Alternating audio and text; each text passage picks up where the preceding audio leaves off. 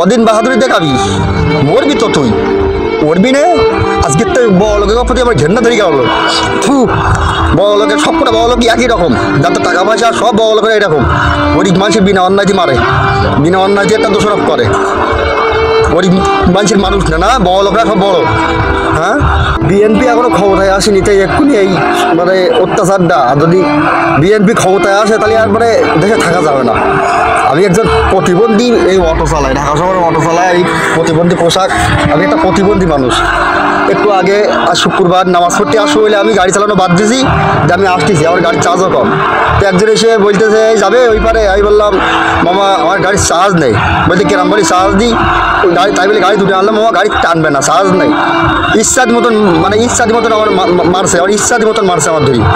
দুইজনে মিলে আমার ধরছে। আমি বল মেট্রি স্যার আমার মানে মা বাপ তুলি গালি দিচ্ছে, আর বলতেছে মানে গালি দিয়ে বলতে অত আমার চিনিস, আমি বিএনপির উমুক নেতা তুমুক নেতা, বিএনপির এই ওই। তো একটা কথা বললো, আমি একজন প্রতিবন্ধী মানুষকে আমার কী অপরাধ ছিল?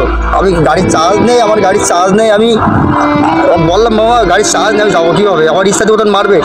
হ্যাঁ, আমরা দেশের নাগরিক না, এখন বিএনপি সব কি দেশের নাগরিক? আমি কি এখন রাজনীতি করি নাকি? আমি রিক্সা চালাই, ফ্ল্যাট চালাই, আমি রিক্সা চালাই, খাই। আমি এক জায়গাতে আর জায়গায় নিয়ে যায়, মানুষের কাছে আমার 2 পয়সা দেয়, আমি রিক্সা চালাই, খাই।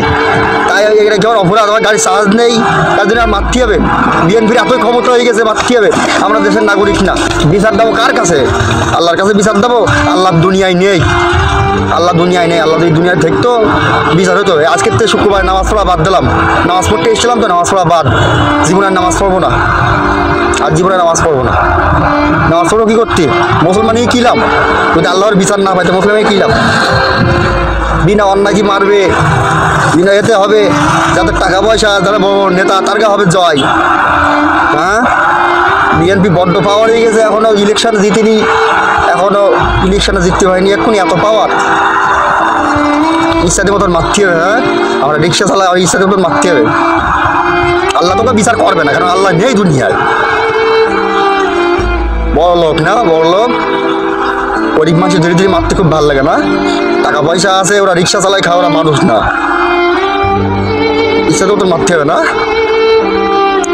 দুনিয়া 2 দিনের জন্য, দুনিয়া 2 দিন। হ্যাঁ, কদিন বাহাদুরি দেখাবি, মরবি তো তুই, মরবি না।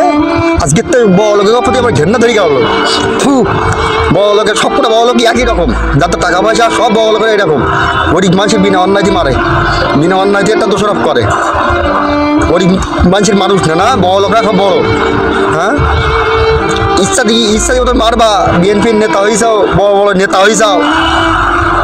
এক কুকুরের জাত জ্বালা দেশের তাক হয়ে গেছে। এক কুকুরের জাত ছিল আওয়ামী লীগ, এক মানে কি বলবার, সে দেশটা হয়ে গেলে মানুষের মাতৃ মানুষের নিরাপদ, মানুষের ঝামেলা করতে। আর এখনও তত্ত্বাবধায়ক সরকার আছে, ইংলিশ সরকার আছে, এখনও বিএনপি উঠেনি, বিএনপির মানে এখনও কোনো চিহ্ন নেই।